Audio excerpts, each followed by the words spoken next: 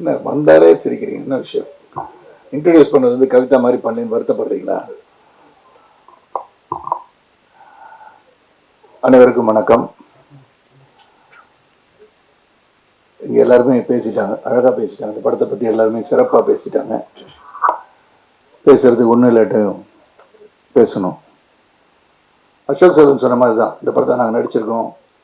இது ஒரு super duper படம், கண்டிப்பாக நீங்கள் பாருங்க அப்படின்னு சொல்றது ஒரு படம் இருந்தாலும், இது உண்மையிலே விக்னேஷ் வந்து கதை சொல்லும் போது நிக்கலா எக்ஸ்பிரஸ் பண்ணதான். ஒரு மியூசிக் சவுண்டு கேட்டு இருந்தது. டக்குன்னு ஒரு ஸ்பீக்கர் எடுத்து வச்சாரு, லேப்டாப் திறந்தாரு, கதை சொல்ல ஆரம்பிச்சாரு. ஒரு ரீ ரெக்கார்டிங்கோட ஒரு டைரக்டர் எனக்கு கதை சொல்லியிருக்காருன்னா, ட்ராவல்ட் ஆல்மோஸ்ட் 145-146 ஃபிலிம் சொல்லி விக்னேஷ். ஏன்னா அதோட ஃபீலை கொண்டு வரணும் அப்படின்னு சொல்லி, அந்த இமோஷன் வெனி நரேட்ஸ், அதை ஃபீல் இருக்கணும், என்ன சொல்ல போகிறோம் அது உடனே மைண்டில் ஏறணும்னு சொல்லி அவர் அந்த மியூசிக் போடும்போது I knew there is something என்ன.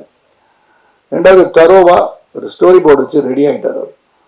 நீங்கள் நாளைக்கே ஷூட்டிங் போகணும்னு சொன்னால் ஷூட் பண்ண தயாராக இருக்கின்ற ஒரு இயக்குனராக தான் நான் விக்னேஷை பார்த்தேன். Meticulous in is programming, meticulous in is preparation and execution. அங்கே வந்தவனை பார்த்தோம். அவர் வந்து நான் நிறைய இடத்துல கம்பேர் பண்ணி பேசிட்டேன். இப்போ எல்லாரும் சொன்ன மாதிரி வருங்காலத்தில் ஒரு மிகப்பெரிய இயக்குனராக வருவான்ற எந்த வித டவுட்டும் எனக்கு கிடையாது. One of the major force reckon with in the state and the country, my not to Hollywood also. ரொம்ப ஷார்ப்பாக ஒரு கதையை எடுத்து இப்போ நான் இன்பிட்வீன் பண்ணும்போது I knew is going to become a good great director. Vignesh ஒரு அடுத்த படம் ஒரு கதை ரெடி பண்ணலாமான்னு கேட்டேன்.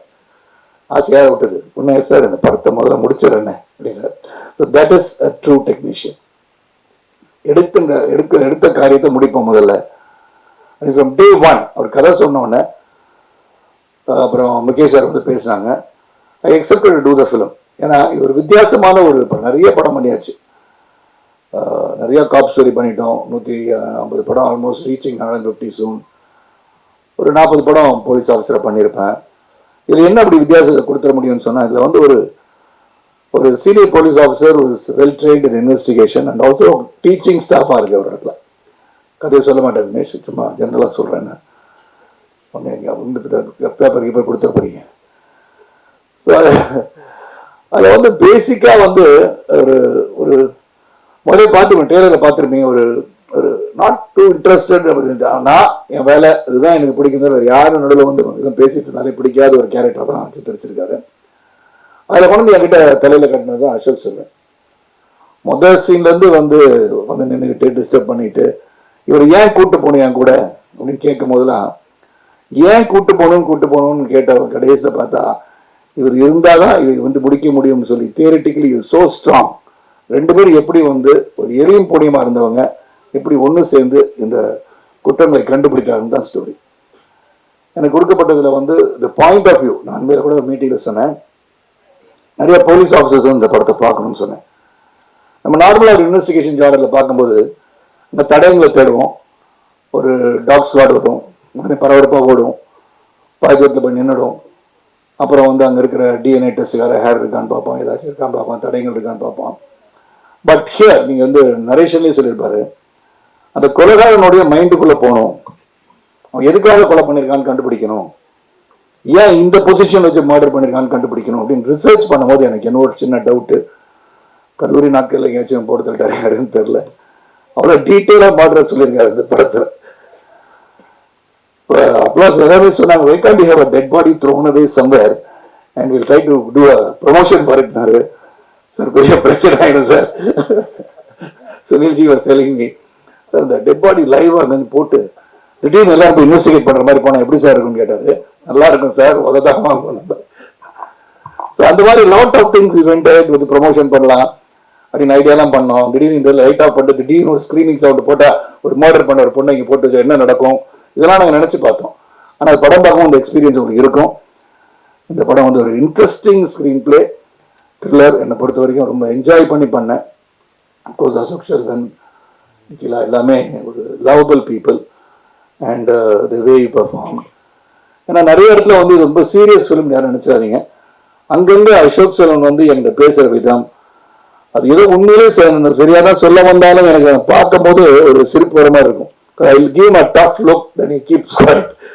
அது பார்க்கும்போது ஒரு இன்ட்ரெஸ்டிங்கான ஒரு கெமிஸ்ட்ரியில் போய் தென் ஃபைனலி ஹவு எல்லாமே ஒரு கிளைமேக்ஸில் போய் ABCDEFGH எல்லாம் ஒன்று சேரும்போது இல்லை விக்னேஷ் பேரில் சொல்லுவேன் அது எப்படி பண்ணோன்னு சொல்லலாம்.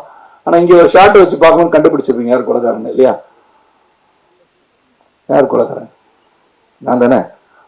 பர்ஃபெக்ட். அதுதான் அதுதான் ப்ரெஸ். ஆனால் இது மட்டும் வெளியே சொல்லிடாதீங்க. யார்கிட்ட சொல் don't tell anybody that I am the murderer, நான் தான் சீரியல் கில்லர்னு சொல்லிடாதீங்க ப்ளீஸ்.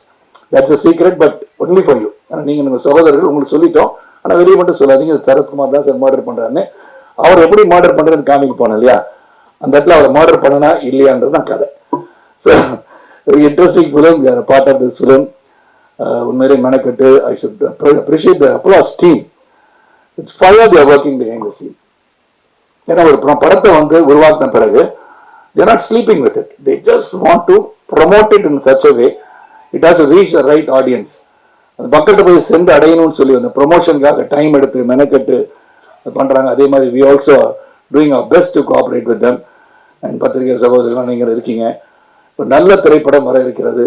அது ஜூன் 9 தியேட்டரில் போய் மக்கள் வந்து பார்க்கும் அளவிற்கு அதை உருவாக்கி தருவது உங்கள் உதவி வேண்டும், உங்களுடைய அன்பும் பாசமும் வேண்டும். ஏன்னா இன்னைக்கு வந்து தியேட்டருக்கு போய் படம் பார்க்கறது ரொம்ப அரிதாயிடுச்சு. ஒரு மாதம் வெயிட் பண்ணலாம், வந்துடும் OTT பிளாட்ஃபார்ம் வந்துடும் அப்படின்னு நினைக்கின்ற சூழலில் இது வந்து ஒரு சிறந்த படம். தியேட்டரில் போய் பார்க்கணும், தியேட்டர் எக்ஸ்பீரியன்ஸோட ஒரு படம். அங்கே போய் பாருங்க, என்ஜாய் த ஃபிலிம். இந்த கடைசியாக வந்து ஒன்றே ஒன்று வந்து சர்ப்ரைஸ், அது மட்டும் சொல்லி. ஏன்னா கடைசியில் வந்து ஒரு நான் போனதே சொன்னேன் இல்லையா, ஒரு done a song, group song with top Bombay stars. அதை சொல்லலை, அது டெலிட் பண்ணாலும் பண்ணிடுவாங்க, அதனால இப்போ சொல்லலை. எனவே enjoy the evening. Thanks for coming. Bye. Sakthi sir, sorry sir, you give wonderful compliments. நீங்கள் தொடர்ந்து வந்து சரத்குமார் சார் நிறைய படம் பண்ணணும்னு சொன்னீங்க. நான் உங்கள் பேனருக்கு வேணால் ஒரு 5 வருஷம் கையெழுத்து போட்டு கொடுத்துறேன் சார். அதனால் இப்போ ஓப்பன் ஆஃபர். நீங்கள் சொல்கிற படத்தில் போய் நடிக்கிறேன் சார். And good story. நீங்கள் வந்து already you select your stories and distributed. இந்த படத்தை பிடிச்சி நீங்கள் பண்ணியிருக்கும் போது definitely it must be a good film இல்லையா? அதனால் டெஃபினெட்லி நீங்கள் சொன்னதை நான் ஏற்றுக்கிறேன். தொடர்ந்து நிறைய படம் பண்ணுவோம் சார். அதுக்கு நீங்கள் வந்து இந்த இதுலேயே வந்து எஸ்ன்னு சொல்லிடுங்க சார். சொல்லிட்டாரு.